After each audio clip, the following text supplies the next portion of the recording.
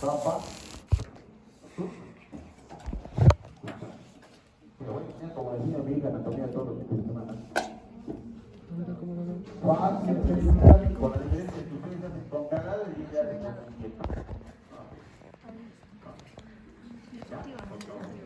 Acá tenemos la fascia cervical superficial o fascia o capa subcutánea, que vendría a ser la primera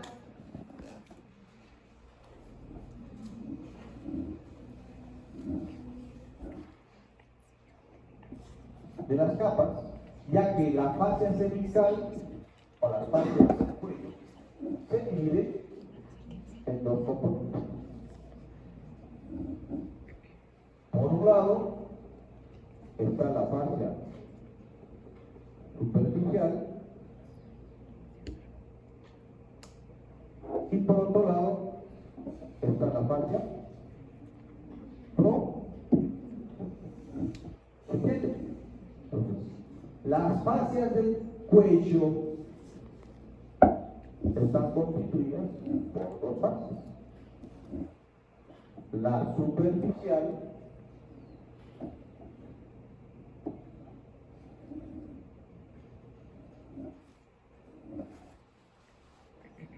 y la profunda. La fascia cervical superficial corresponde a la fascia más externa que está por debajo de la piel y forma la capa subcutánea, también conocido como la fascia cervical superficial. ¿Ok? Obviamente que esta fascia tiene puntos de anclaje y los puntos de anclaje son hacia arriba y hacia abajo. En términos sencillos, están relacionados con los límites de la región cervical, los límites superiores, y con los límites de la región cervical, los límites inferiores. ¿Se entiende? ¿Todo claro? Y la otra fascia, que viene a ser la fascia cervical profunda. La fascia cervical profunda es una fascia que parte desde la región posterior de la espina o del proceso espinoso o apoyo espinosa a nivel del fondo del proceso espinoso, que va a formar en la parte posterior o nucal una fascia que se llama la fascia nucal, y luego esto se va a desdoblarse en una hoja derecha y una hoja izquierda, las cuales a medida que van yéndose hacia el lateral alcanzan a ese músculo que viene a ser el músculo trapecio. Ahí está el trapecio a ambos lados, trapecio, y se desdobla en dos hojas, las cuales van a envainar al trapecio.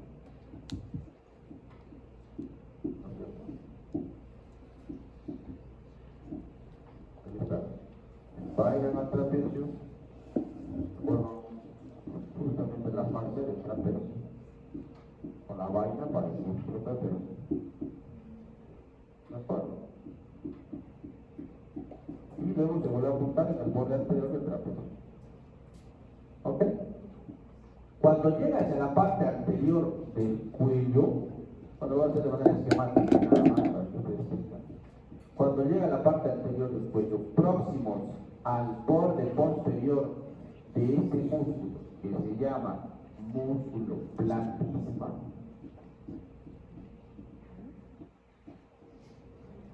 ese es el músculo platysma que está inmediatamente debajo o profundo a la fascia cervical superficial o a la capa subcutánea. Esa hoja se va a dividirse en tres láminas. ¿De acuerdo? En tres láminas. Voy a poner un color diferente. Una cuestión didáctica nomás.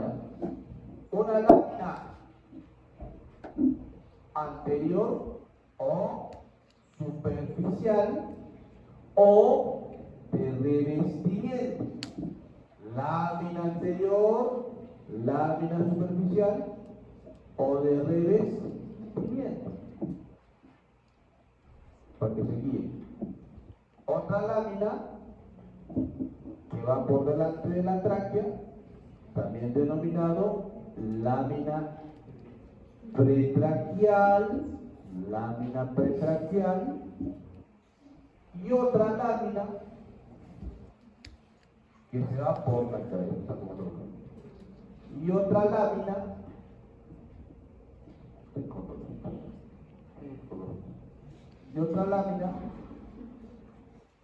que se va hacia la parte posterior o profunda, que es la lámina profunda.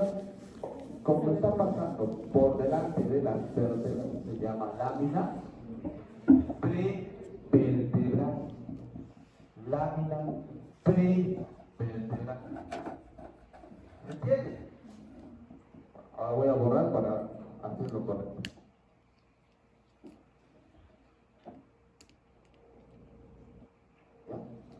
Muy bien. Algo muy importante.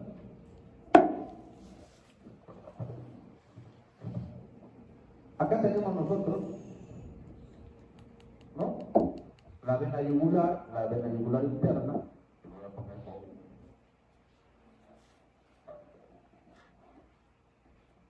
con color azulito.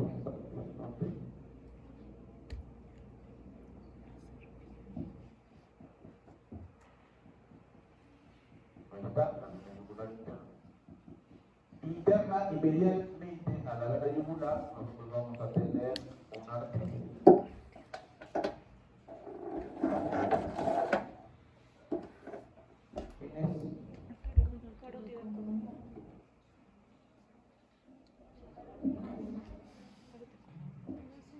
La arteria carótida interna. Vale, a partir de esto. La arteria carótida interna. En el ángulo diedro formado por la arteria y por la vena,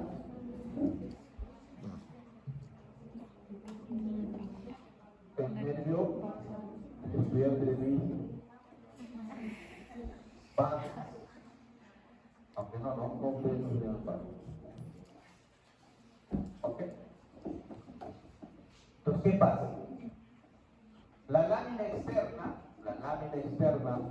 o lámina cervical superficial o lámina de revestimiento, que es el que se está encargando de la cobertura de los músculos esternocleidomastoideo, de los músculos infrayoideos, están acá, ¿ok?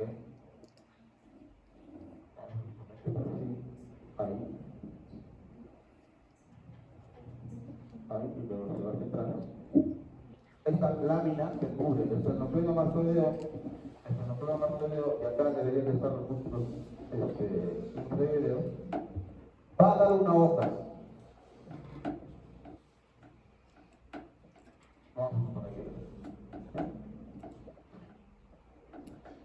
La otra, que viene a ser la pretraquial, voy a pasar por acá. Vamos a pasar por acá.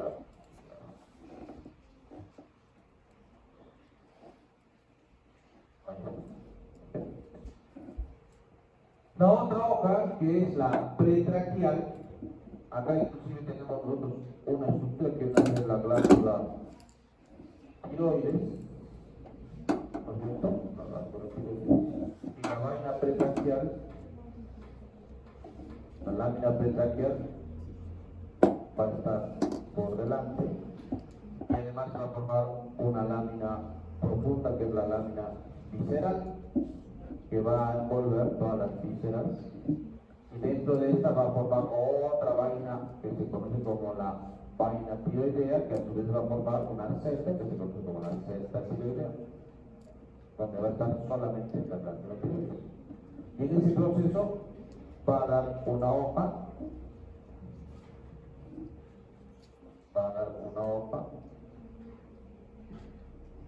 ¿vale? Y finalmente la hoja profunda o la lámina profunda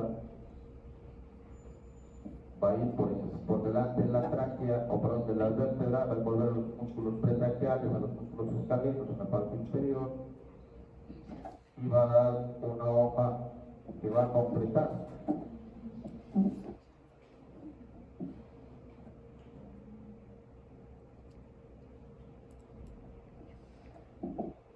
Un estuche o una envoltura que se conoce como la vaina carotidia.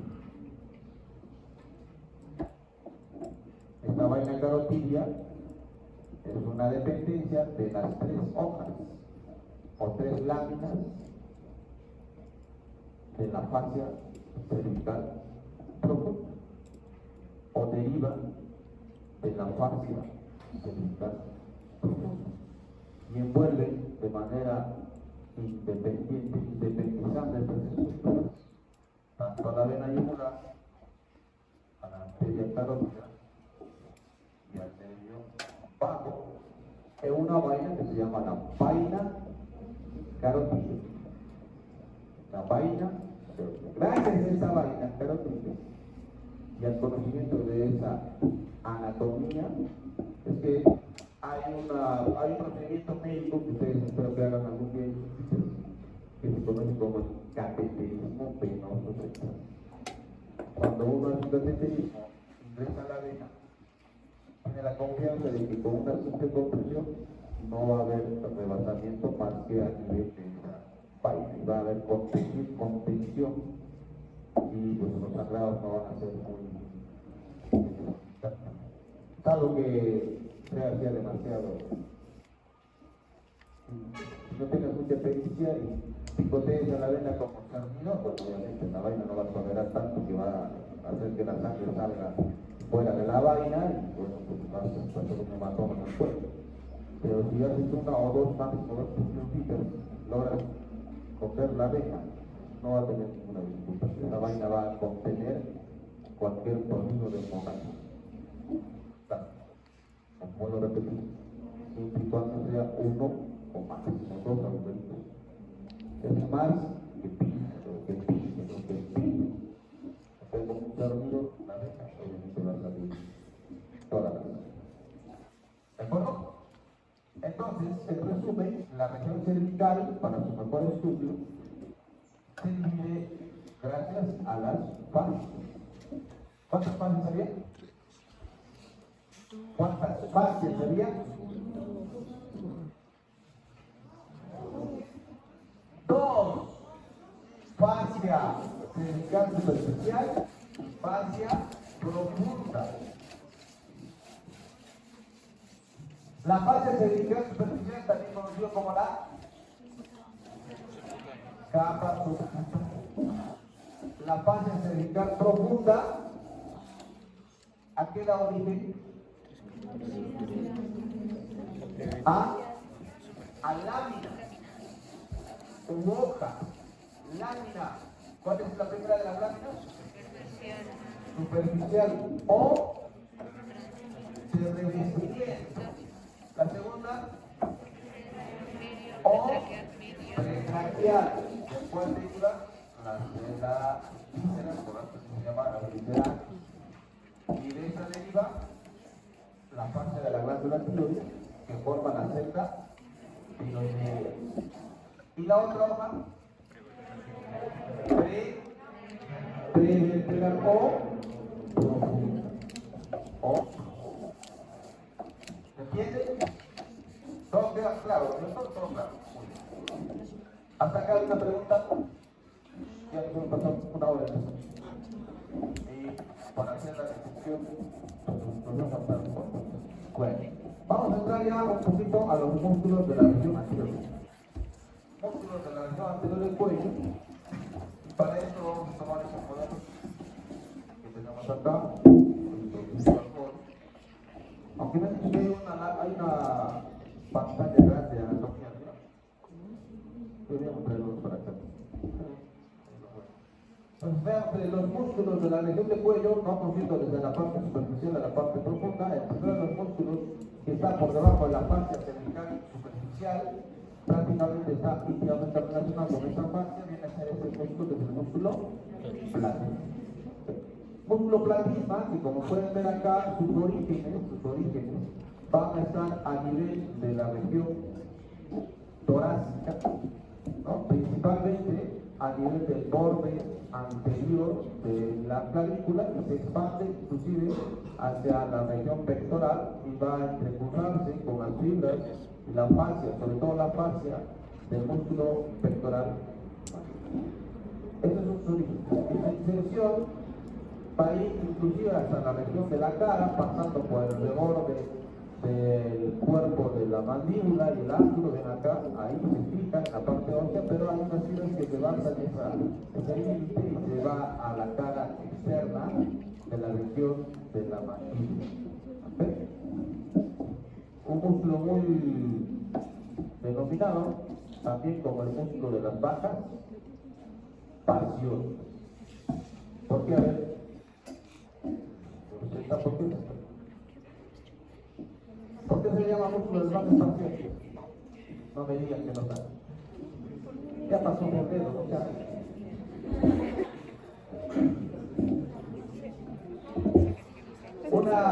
Un estímulo a nivel de la región anterior y lateral del cuello entre dos personas produce una corriente eléctrica que estimula a nivel del sistema límbico y ocasiona liberación de oxitocina y dopamina. Todos están generando emocionados. Y si van más allá de eso, la cosa es no hay en eso ahora.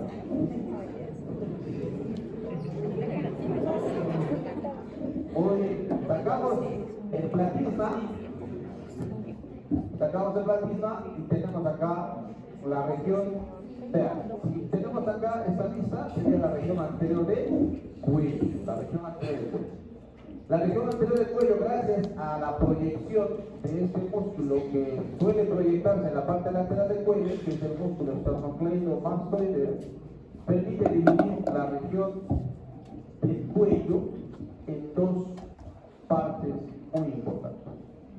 Vean, por delante del borde anterior del esternón, pasando en relación al músculo gástrico, esteroideo y luego yendo por el borde inferior de la mandíbula hasta llegar al golpe, luego regresar por la línea media de la región mentoniana, pasando por el punto medio del cuerpo del dioides, luego por el punto medio de la región anterior del cuello, se permite distribuir un triángulo que se conoce como el triángulo anterior del cuello. Triángulo anterior del cuello. Y la otra región, tomando en consideración el borde posterior del esternocleidomastoideo hacia adelante, el borde anterior del músculo trapecio y finalmente la cara superior de la clavícula en su tercio medio constituye la región del triángulo posterior. ¿De acuerdo? Entonces, la región anterior y la región cervical anterior se va a dividirse en dos grandes regiones posteriores. El triángulo anterior y el triángulo posterior. ¿De acuerdo? A su vez, la región, esto es importante, ustedes se suelen confundir. ¿Cuál es el triángulo anterior del cuello?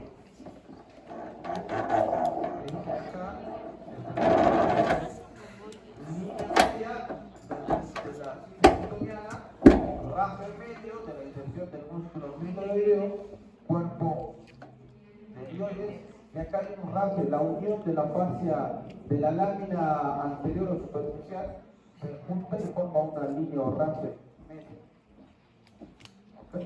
O raso medio. Y eso hacia arriba, el mentón, y toda la estructura formaría un triángulo cervical anterior, obviamente del lado derecho, tenemos un triángulo cervical del lado.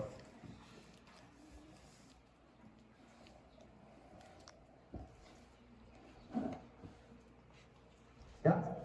¿Se entiende? Pero el dioides, que está acá, nos va a permitir, a su vez, dividir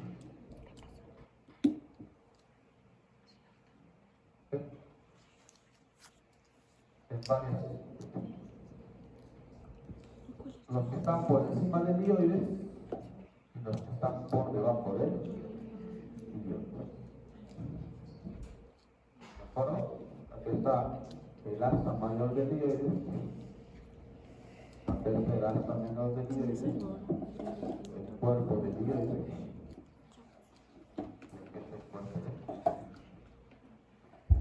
¿Ya? Entonces vean ustedes las estructuras que vamos a encontrar en el plano superficial de la región del cuello, viendo desde la parte superior. A ver, ¿quién es este? Estilo. ¿Quién es este? Vientre posterior. Y luego acá tengo el puerto de la mandíbula. ¿Qué está formado? El triángulo. Vamos con el estilo y el. Vean ustedes el estilo. Para que se puedan ubicar antes, sabemos muy bien que en el vértice del proceso estiloideo, o pose estiloide, se lo llama, sale dos refuerzos dependientes de las fases, que son parte de la articulación temporomandibular. Hacia lateral, este que está en el sentido lateral, y se junta a nivel de la cara interna, el ángulo de la mandíbula, corresponde al ligamento que viene de la proceso estiloide para la mandíbula, vamos a llamar a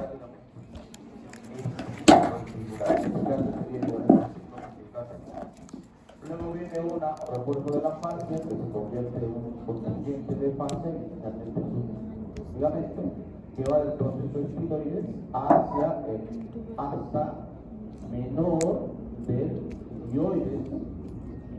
¿Cómo se llamará el ligamento? Es importante. ¿Por qué es importante eso? Porque entre los dos se va a ubicarse el músculo estilo y hioides, que nace del vértice, o su origen es en el vértice del proceso estiloide, se dirige oblicuamente hacia abajo y hacia ventral hasta alcanzar la parte superior del asta mayor del hioides en su base o en su origen. El proceso estiloide, como el asta mayor del hioides, tiene un extremo distal y un extremo proximal o base.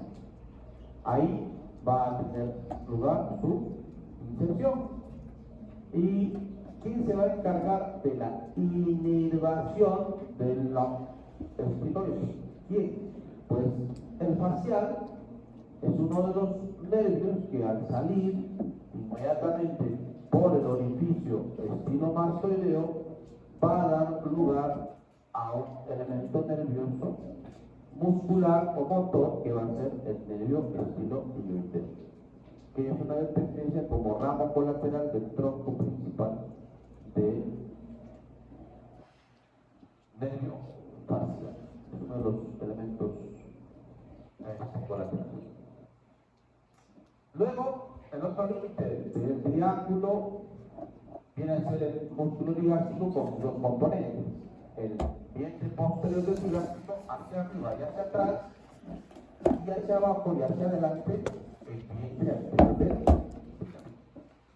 Considerando de que el músculo estiloideo tiene una particularidad en el momento de su inserción, acá en el momento de la inserción en el hioides, el músculo estiloideo forma un ojal de paso, ya que va a permitir pasar el tendón intermedio del músculo ligástrico.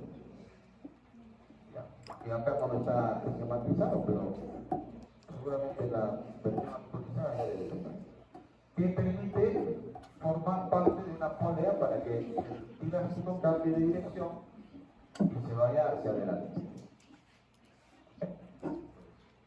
Entonces el músculo ligástrico, como ustedes recordarán, es un músculo que se origina a nivel del vértice y cara lineal del proceso mastoideo. mastoide. Ahí tiene su origen, el hueso temporal. Y finalmente termina, un momentito, por eso les decía lo que les dije, termina fijándose, y digo fijándose, porque el músculo estilo yo-yo va a coger como punto fijo el tendón intermedio del trigástrico, donde se fija para luego cambiar de dirección y finalmente terminar otra vez en su origen. Ojo acá, el músculo digástrico tiene prácticamente en sus extremos los orígenes y en su tendón intermedio la inserción. ¿Por qué? Por ese ojal o esa fase o ese tendón del estilo, porque en función a eso va a permitir parte de los movimientos de la mandíbula, pero también va a permitir los movimientos de elevación de qué? De la hioides, y por ende en la fase de la devolución. ¿De acuerdo? ¿Qué se encarga de la inervación del músculo digástrico? Pues depende cuál, si es el diente posterior o es el diente anterior. El diente posterior sí está dado por un ramo específicamente del nervio facial, mientras que el diente anterior está dado por un ramo también es facial, pero que deriva de qué? Del quinto nervio craneal, del trigémino, del ramo milodeudeo o mandibular. Del mandibular sale un ramo colateral, del alveolar inferior sale su ramo colateral que viene a ser el milo, y ese es el que se encarga de la inervación del músculo del vientre anterior del músculo. ¿Ok? ¿Se entiende? Muy bien. Y hacia el fondo tenemos como parte del piso, pues al músculo milo. Ya está, hemos visto un triángulo. Ahora vamos a aprovechar este triángulo más para luego pasar en el cadáver y ver los músculos de la parte anterior. El esternocleidomastoideo, el músculo, vean ustedes, el músculo homoioideo y los músculos estiloideo, sobre todo el estiloideo digástrico, forman este triángulo.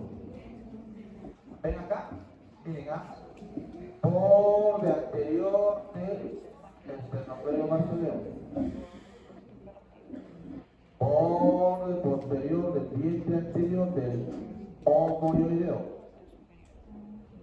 y los músculos que hemos visto que viene a ser el digástrico, vientre posterior y hasta mayor del hioides, forma este triángulo. Muy importante este triángulo, que dicho sea paso se debería utilizar permanentemente para evaluar directamente la función cardiovascular. Es como el triángulo vascular o triángulo carotino. Triángulo vascular, triángulo caro. ¿Por qué es un triángulo importante, Lisa? Aparte, este es la señal. Cuando toman el pulso, ¿dónde toman ustedes? No, normalmente, ¿dónde toman? En la radial. ¿El libro dice que hay que tomar el pulso en la radial? No. Dice en aquella arteria más próxima al corazón. ¿Y cuál es la que es palpable y más próxima al corazón? La carótida. El libro tampoco dice que sea en la carótida como tal, sino en aquella arteria que sea más próxima al corazón. ¿Qué cosa se evalúa del pulso? ¿Qué evalúan en el pulso? Si me responde, ¿cómo? Ritmo, ¿qué más? ¿Ah? Intensidad, ¿qué más?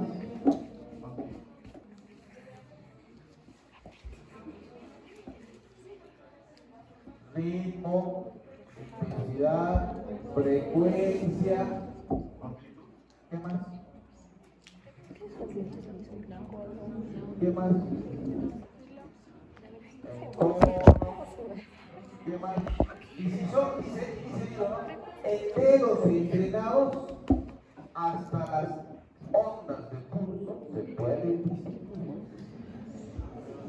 Como nuestros médicos antiguos que no tenían ecógrafos, no tenían más que los estetoscopios, utilizaban los dedos para todo. Así que los dedos para todo.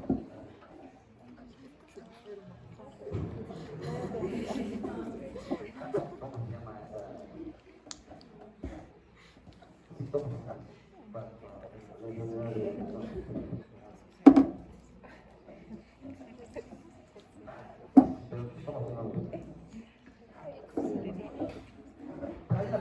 Hay una historia de la medicina que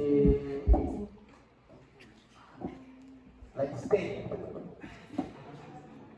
la enfermedad de histeria fue curada manualmente en ese entonces, porque no se conocían muchas cosas también. Lean sobre la enfermedad de histeria. Está reportado, está en los libros más grandes de historia médica. Obviamente ahora ya no se utiliza esa consulta terapéutica para curar a la histeria. Ahora existe la palma toda la. En ese momento no había, en ese momento ni siquiera se conocía que existían los microorganismos. Sí. Todo era una medicina holística y